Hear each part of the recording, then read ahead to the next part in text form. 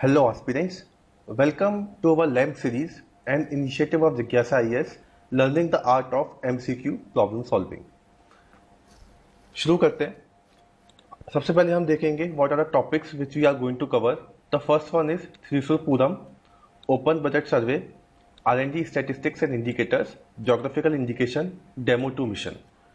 इन सब न्यूज़ के बारे में अगर आपको डिटेल में पढ़ना है तो आप हमारी करंट अफेयर्स पढ़ सकते हैं हमारी वेबसाइट पर जाकर. इनसे रिलेटेड एमसीक्यू और उनको सॉल्व करने का तरीका हम इस वीडियो में फर्दर देखेंगे. तो शुरू करते हैं. अब first question, consider the following statement about Thrissur Pooram. It is an annual Hindu festival held in Kerala. The festival was the brainchild of Raja Ram Varma, famously known as Sakthan Thampuran, the Maharaja of Cochin. Something unique about this festival is that everything used in the festival is made fresh from every year from scratch. तो इस चीज़ के बारे में आपको सबसे पहले पता होना चाहिए कि ये फेस्टिवल कहाँ पे होता है. जनरली अगर नाम से आप कोशिश करेंगे इस फेस्टिवल को निकालने के लिए तो it is basically a festival of the south. Suddenly कोई स्टेट में फेस्टिवल है तो केरला में ये फेस्टिवल होता है. और ये इसका बैकग्राउंड है कि it is a brainchild of Raja Ram Varma जो कोचिन के महाराजा थे. और इसके बाद में यूनिक स्टाइल ये बताई जाती है कि जब भी फेस्टिवल शुरू होता है तो उसमें जो भी इक्विपमेंट या जो भी कुछ इस्तेमाल होने वाली चीज़ें होती हैं उनको शुरू से बनाया जाता है. तो इसका जो आंसर है आप वीडियो को पॉज करके कमेंट बॉक्स में लिख सकते हैं. हम डायरेक्ट इसका आंसर देखेंगे. It's answer is D. All the options are correct. 1, 2, 3. इसका एक्सप्लेनेशन देखते हैं. Thrissur Pooram is an annual Hindu festival. Generally April और मई के मंथ में ये होता है, जबकि स्टार साइन पूरम ऑकर्स होते हैं मलयालम मंथ ऑफ मेडाम में. अप्रैल में यानी कि मेडाम मंथ, मलयालम में इसको मेडाम बोलते हैं अप्रैल में को. और पूरम का मतलब होता है, पूरम कंसिस्ट ऑफ 10 टेम्पल्स जो त्रिशूर के अराउंड रहते हैं. और they are consider to be a ceremony where these deities came together to pay respect to lord Shiva. Okay, the festival is the brainchild of Raja Ram Varma. ये हम ऑप्शन में देख चुके हैं. और ये अभी न्यूज़ में क्यों है? It is in the news because अभी लॉकडाउन की वजह से, कोविड-19 के लॉकडाउन की वजह से ये जो फेस्टिवल होता है with in the temple premises में होगा और सिर्फ कुछ लोग ही इसमें पार्टिसिपेट कर पाएंगे. तो इस वजह से ये न्यूज़ में है. हम अपने अगले क्वेश्चन पे आते हैं. Which of the following releases open budget survey 2019. Open budget survey. Okay, अब देखिए इसमें पूछा हुआ है ओपन बजट सर्वे. ठीक है, तो अगर आप वर्ड से जाएंगे बजट और इसमें आप देखेंगे जैसे world economic forum. Generally world economic forum जितने भी रिपोर्ट निकालता है और जितने भी इंडेक्स पढ़ता है हम उसे काफ़ी ध्यान से पढ़ते हैं. तो अगर आपने वर्ल्ड इकोनॉमिक फोरम से के द्वारा रिलीज हुए इंडेक्स या पढ़ रखे हैं तो उसमें ओपन बजट सर्वे नहीं आएगा. आपने नहीं पढ़ा होगा कभी, तो आप इस ऑप्शन को एलिमिनेट कर सकते हैं. फिर आपके पास दो ऑप्शन बचते हैं, द इकोनॉमिस्ट ग्रुप और इंटरनेशनल बजट पार्टनरशिप. अब देखिए ये ओपन बजट सर्वे है, यानी कि किसी कंट्री में बजट को कैसे प्रेजेंट किया जाता है उसके बारे में बताया जा रहा है. तो उसे जनरली कोई इंटरनेशनल लेवल की ऑर्गेनाइजेशन ही निकाल ली होगी. तो इस गैस के थ्रू अगर आपको नहीं पता है कि अगर आप एग्जाम में मान के चलते हैं कि आपको नहीं आता है तो इस तरह आप इस ऑप्शन पे आकर टिक मार्क कर सकते हैं. तो ऑप्शन इसका है इंटरनेशनल बजट पार्टनरशिप. और इसको अभी इंटरनेशनल बजट पार्टनरशिप में रिलीज किया है ओपन बजट सर्वे.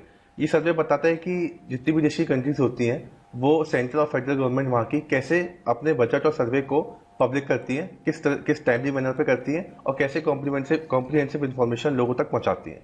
ओके, इसमें एक बात और याद रखिएगा, 2 साल में एक बार आता है. It is an by annual survey. Okay, और इस बार इस सर्वे में 117 कंट्रीज टोटल पार्टिसिपेट किया था. ओके, नेक्स्ट क्वेश्चन पे आते हैं. Consider the following statement about R&D statistics and indicators 2019 and 20. अभी एक इंडिकेटर्स ये रिपोर्ट आई है तो इसके बारे में क्वेश्चन है. The R&D statistics and indicators is based on the national S&T survey 2018 brought out by National Science Technology Management Information. Okay, the gross expenditure on R&D of India nearly tripled between this time and this time. According to the report, R&D is driven mainly by the private sector. ठीक है, अब इनके option को आप analyse करेंगे तो आप देखेंगे कि थर्ड स्टेट में अगर हम आते हैं, according to the report R&D is driven mainly by the private sector. ठीक है, अब इसमें लिखा है कि प्राइवेट सेक्टर की वजह से R&D में जो मेन प्रोग्रेस हुई है प्राइवेट सेक्टर की वजह से हुई है. सेकंड स्टेटमेंट आप देखेंगे कि ट्रिपल्ड हो गया ये जितना भी था.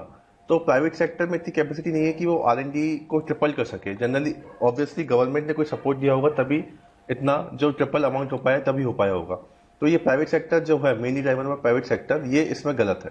It is mainly driven by government sector. और पहले स्टेटमेंट और थर्ड स्टेटमेंट में कॉन्ट्रडिक्शन है, क्योंकि ये national science and technology management information, ये जो department of science and technology का है वो निकाल रहा है, तो वो जनरली यही बताएगा कि R&D is driven mainly by the government sector, private sector की कोई रिपोर्ट को इतना एनालाइज नहीं करेगा वो। तो उसके बेसिस पर आप थर्ड स्टेटमेंट को एलिमिनेट कर सकते हैं। ओके, आंसर हो जाएगा इसका सी 1 and 2। R&D is driven mainly by the government sector. Gross expenditure tripled हो गया है। India's per capita R&D expenditure has also increased by 1.5 times। और इसका जो सर्वे है, ये जो है, ये department of science and technology के अंदर आता है, national science and technology management information. Okay, अगला क्वेश्चन हम देखते हैं, which of the following do not have a GI tag. GI status किनके पास नहीं है, याद रखिएगा, डू नॉट।